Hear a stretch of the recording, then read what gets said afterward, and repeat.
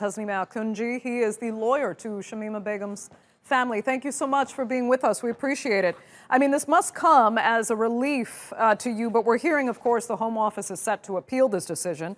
So how much more of a fight are you prepared for? Well, I don't think anyone got into this particular fight without preparing to go the full course. And these sort of matters are decided in the context of what's known as SIAC proceedings in the UK, and they often take years. So we are we are certainly in it for the long haul. With respect to this element, though, it's quite interesting in that the decision will now be challenged, I guess, from the Home Office. They'll try and take it to the Supreme Court, and that's really the last port of call where they could take it. And should the Supreme Court allow them to take it there, then we imagine it'll take about 3 to 4 months for that hearing to take place. Okay. And do you feel the Supreme Court would uphold this latest ruling? I believe so. Our arguments were not particularly complicated. It was a very basic issue and a very common sense issue, which is where the UK Parliament has given a power to the Home Secretary to strip somebody of citizenship, but that power also allows that person to have an appeal. Well, that appeal must actually be effective. It can't be just a technical paper chase. It has to be something where that person has an effective ability to engage with the appeal process. And Okay. that's a very common sense approach this court has taken. Okay. In the meantime, how is your client, Shamima, actually holding up? And where is she? Is she still in that camp in Syria? So I represent Shamima Begum's family.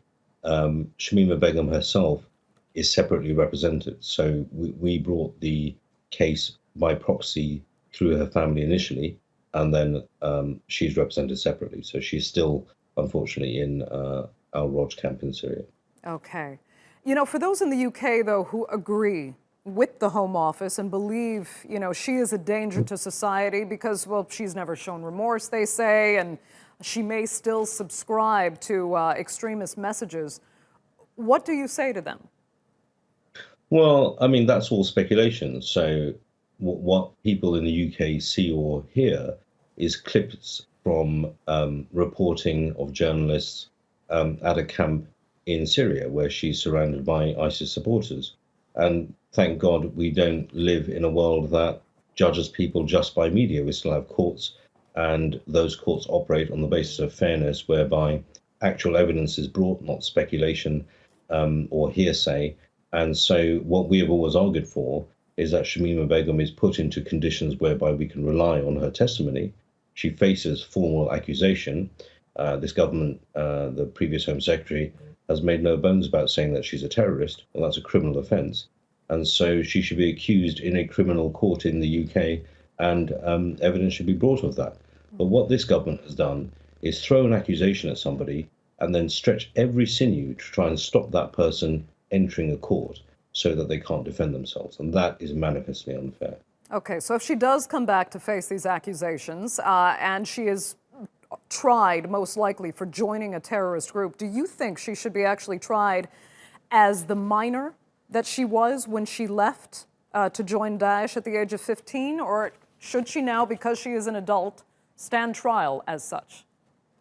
So we have domestic laws and international treaty obligations that deal with what happens when a minor is groomed or trafficked. And part of the reading of the case law around that is where somebody stays within a sexually exploitative relationship, even into adulthood, then they are still considered the victims of that offence and not necessarily the perpetrators of anything. There are limits to that. So we say very much so that the law, if it applies to, let's say, drug dealers who are children who have been groomed by other drug dealers, well, then it applies equally here. It's crime is crime, children are children, and the same laws apply to both in both capacities. Okay, Tasneem Al-Kunji, thank you so much for joining us. We appreciate your time.